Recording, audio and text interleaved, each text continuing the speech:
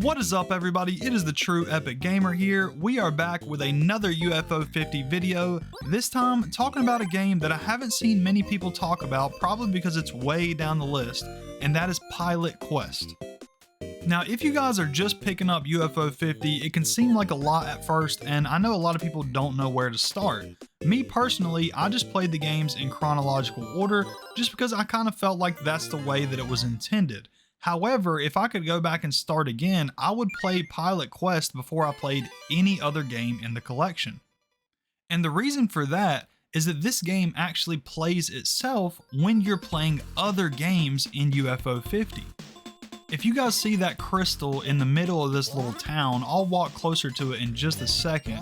You can hit that crystal with your yo-yo and it'll start spitting out currency slowly but surely, and if you needed a little bit, you could just hit it over and over again until you got what you needed. And if you look in the top left of your screen up here at this little Deku tree looking guy, you can actually pay him that currency, and as you can see, those 4 plants I have planted, they're gaining me currency constantly, and that actually works even when you're not playing the game.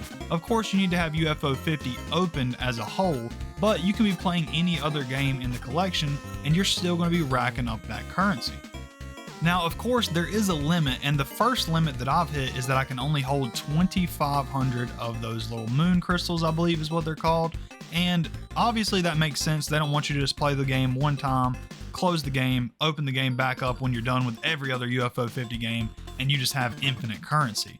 But I'm 100% sure that I can increase that total because my little Deku tree over there on the top left, he actually wants me to give him slightly more than 2,500, so clearly I need to discover something for that. But this isn't even the best part of the game. You see, we haven't even gotten into the actual gameplay. So what you do is once you have enough money, you can go to one of those guys in that town and you can purchase meat. And once you purchase meat, you can go trade it to this guy and he'll let you out in the wild. He says you need that meat in order to survive. And as you can see on the top center of my screen, I have a clock that is ticking down. The more meat that you have when you come in here, the more time that you will have to explore.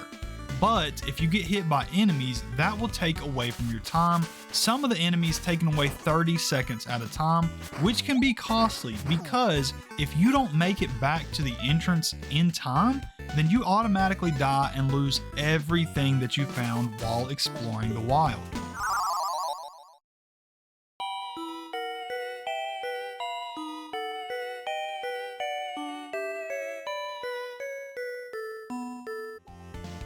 So obviously you don't want to lose everything that you just found out in the wild, so you're going to want to pay really close attention to that timer and make sure that you have enough to be able to get all the way back to where you started and get back to your little town.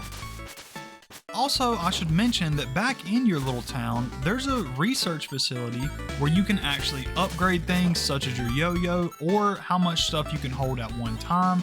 But these things are quite costly, and I've got to say, so far I haven't even come close to being able to afford any of it. Our small currency that we can only hold 2,500 of, it costs 1,000 of those in order to get one of the big bars, and we need 150 of those big bars in order to just get our very first upgrade. So as of now, I haven't even come close to that, but that's mainly because I don't really know what I'm doing.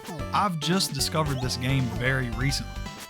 So the cave that you're about to see me enter right here kind of feels like the first dungeon that I've discovered. It feels like something that I actually need to get through and complete, and it really gives off Legend of Zelda vibes.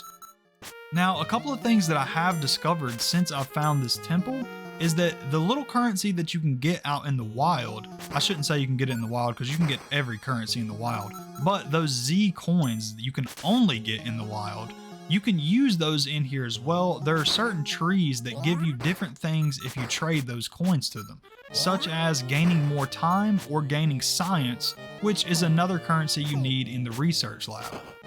So what I've been doing in this little temple is as soon as I walk in, if I would have went to the left, there's the tree that can refresh my time. He gives you like maybe about 100 seconds or something like that. And so what I normally do is I just explore this dungeon, and then when I'm almost out of time completely, I go down there, I talk to him, he refreshes my time, basically just enough for me to get back to spawn and not lose everything that I've gained so far.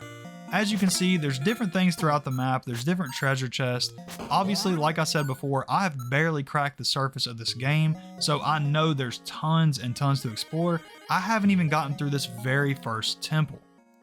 And this may not even be the very first temple, as the wild is an open world type of area, and there were definitely multiple ways that I could have went.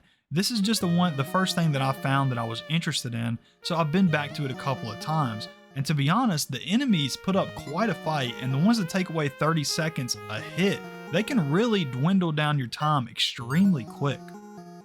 So essentially the idea of this game is that you come out here in the wild, you explore as far as you can, learn as much as you can, and then once you inevitably fail, or even if you make it back, the idea is that you have that little bit of extra information that you didn't have before, and you can come back to the wild and make it even further than you did last time. But where this game becomes really, really cool is, like I said, the fact that the game continues to earn your currency even when you're not playing. So what I would recommend, and what I'm going to personally start doing, is whenever I open up UFO 50 and I'm ready to play, I'm going to go into this game, spend my currency on whatever I want. Even if I don't feel like making a run into the wild, you can just spend your currency on some stuff and then go play whatever game you were going to play.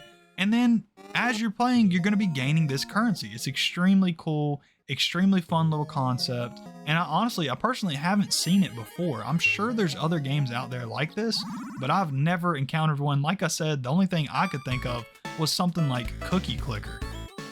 And I gotta say, I completely understand why this game is so late in the collection, because at the end of the day, it is a chronological order, and this game is pretty advanced, right? So it makes sense, but I just part of me just wishes that this could have been the first game in the collection, or like I said, they just kind of point you towards this one, because it feels like it would have been so cool for this to be the first game. Or even if this game kind of didn't count as one of the 50 and was like a hub area type game. I don't know. I just really, really wish that I would have known about this game earlier on. And that's really the reason that I'm making this video specifically, is I hope people who just picked up UFO 50, or even people who are like halfway through, I really want to point you guys towards this game, because I feel like the earlier that you play this game specifically, the better your experience with it will be. Let me know in the comments what you guys think about Pilot Quest. Are you loving it? Are you hating it? Either way, tell me some reasons. Let me know in the comments down below. I also want to mention that you guys have almost got me to 1,000 subscribers. We are getting closer and closer to that every single day. So thank you guys so much for that. That's all I really got for you guys today. I hope you have a wonderful rest of your day. And as always, peace.